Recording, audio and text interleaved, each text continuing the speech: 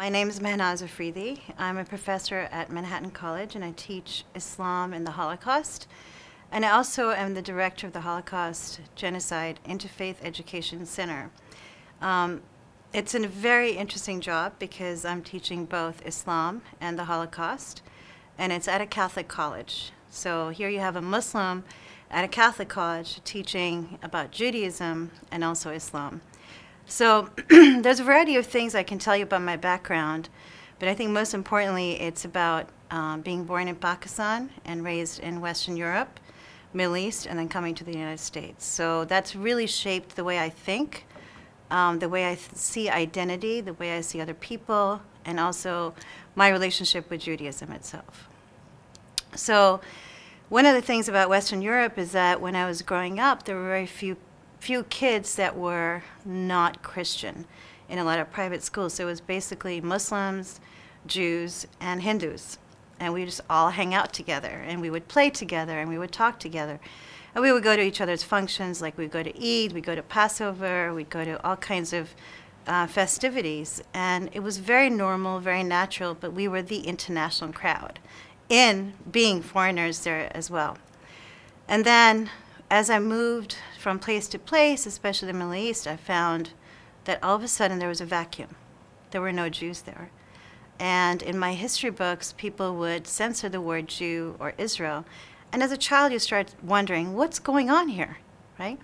I was always with Jews. I always knew about Judaism. My parents always said, accept the faiths, accept Jews and Christians. They're from the same faith, except everyone is equal.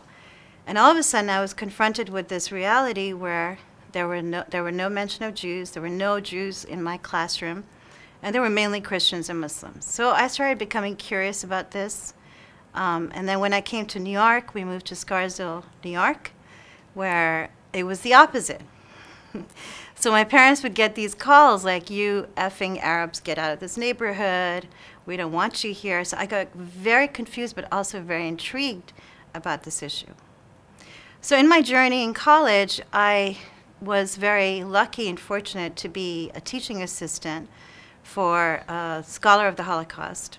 And through that, I learned more about the Holocaust. I learned a lot in Europe, not so much in the Middle East. And then I became very interested in what was Judaism, what was Israel, what does it mean to have the land of Israel, and why is this tension going on? And it was mainly, to me, political tension.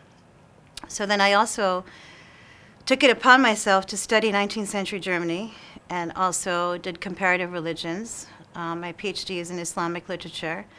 But I went to Israel in 1995 at the Hebrew University and took a class on biblical archaeology.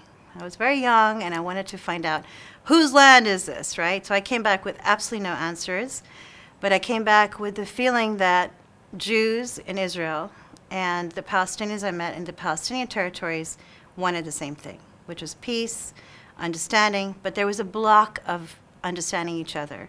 And that understanding was lacking compassion about suffering, about identity, and about faith. So I made it my journey to bring those things together, and that's really what I do today. I thought it was important for people to know about my journey, and I'm pleased that my book is going to come out in the spring, 2016. It's called Shoah Through Muslim Eyes, published by Academic Studies Press.